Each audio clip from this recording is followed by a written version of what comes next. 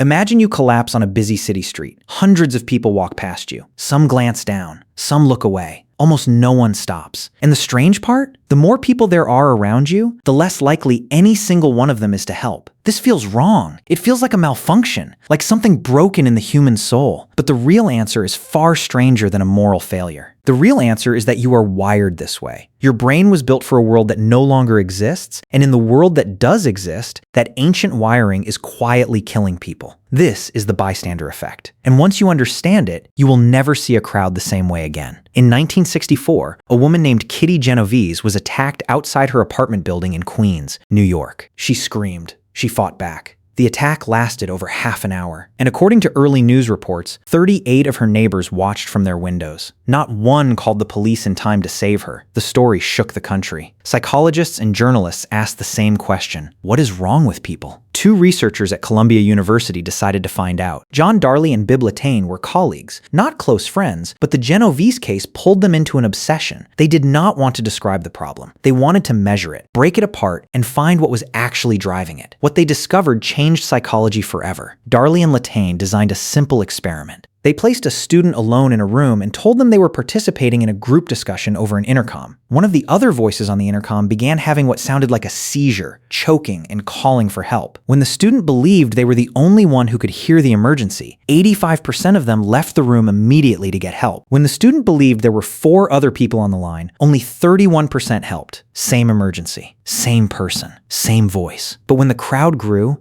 the individual shrank. Darley and Latané called this diffusion of responsibility. When you are alone and something goes wrong, the weight of that situation falls entirely on your shoulders. You feel it. Your body responds to it. You act. But when you are in a group, that weight does not stay the same. It spreads. Each person in the crowd absorbs a fraction of it. You look around and calculate, unconsciously, that someone else will handle this. Someone more qualified, someone closer, someone who knows what to do. And so you walk past. Here is what makes this more than just a social quirk. This is not a flaw in bad people. It happened in the lab with students who considered themselves ethical, caring, socially conscious. It happened in conditions where they knew someone was suffering. And it happened faster, more reliably, and more predictably the larger the crowd became. The math is brutal. Double the crowd, and individual response probability drops by more than half. Add 10 more people, and the chance of any one person acting becomes almost negligible. You think of yourself as someone who would stop. You are probably wrong, not because you are selfish, because your brain is ancient. For almost all of human history, your ancestors lived in small groups. Bands of 20 to 50 people moving across savannas, foraging, hunting, sleeping close together under open sky. In that world, every emergency was personal. If someone in your group screamed, you knew them. You had eaten with them. Their survival was tied directly to yours. There were no strangers. There was no crowd. When a threat appeared, your nervous system had one job: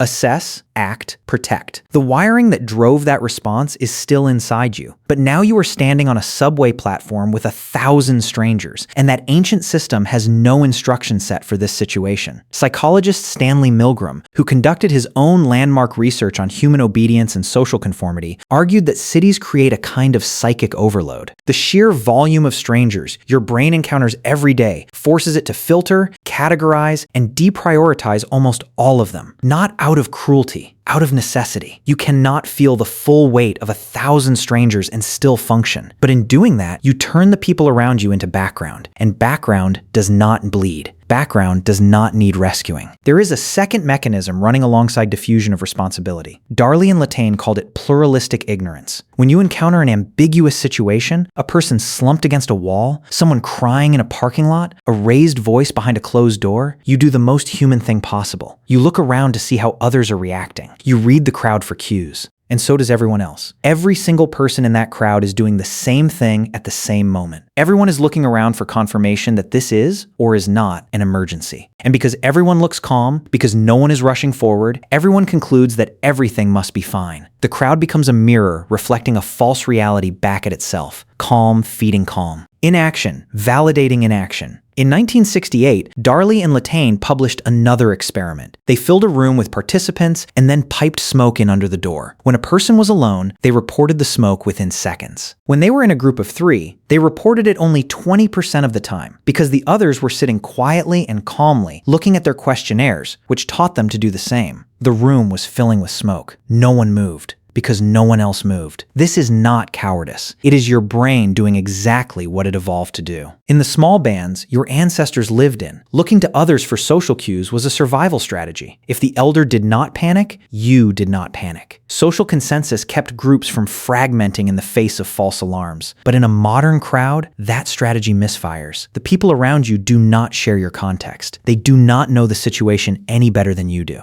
And yet your brain reads their stillness as information, their calm as evidence. You trust the crowd. The crowd trusts you. And together, you produce paralysis. Researchers Peter Fisher, Joachim Kruger, and their colleagues reviewed more than 50 studies on the bystander effect in 2011 and found the pattern held across cultures, ages, genders, and types of emergencies. Physical danger, medical crises, property crimes, verbal confrontations. In nearly every category, larger groups produced slower and less frequent helping responses. There were exceptions. When the danger was obvious and unambiguous, the effect weakened. When the victim and helper shared a strong group identity, the effect weakened. When someone in the crowd broke from the pack and acted first, the effect shattered almost immediately. One person moving toward the emergency gave everyone else permission to follow. That is the most important detail in all of this research. One person. That is all it takes. One person who refuses to let their weight be absorbed by the crowd, who picks it back up and carries it forward, creates a cascade. Action is contagious in the same direction that inaction is contagious, which means the bystander effect is not a fixed feature of human nature. It is a default setting. And like any default, it can be overridden. The override starts with a single decision: